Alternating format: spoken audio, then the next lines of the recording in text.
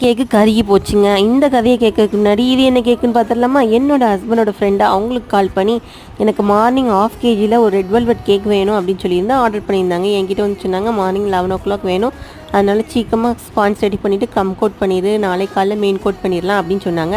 நானும் sponge ready பண்ணிவிட்டு அப்போ என் பையன் அழுதுட்டு இருந்தான். சரி வா தூங்க வச்சிரும் அப்படின்னு சொல்லிட்டு அவனை தூங்க வைக்க போயிட்டு நானும் அந்தாலும் தூங்கிட்டேன்.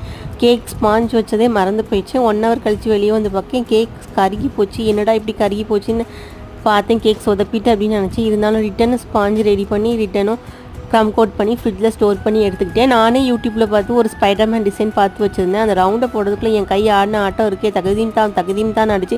இருந்தாலும் பரவாயில்லன்னு போட்டுட்டு அதில் ஸ்டிக்கை வச்சு இழுத்து விட்டேன். கேக் பார்க்கறதுக்கு ரொம்பவே நல்லா இருந்தது.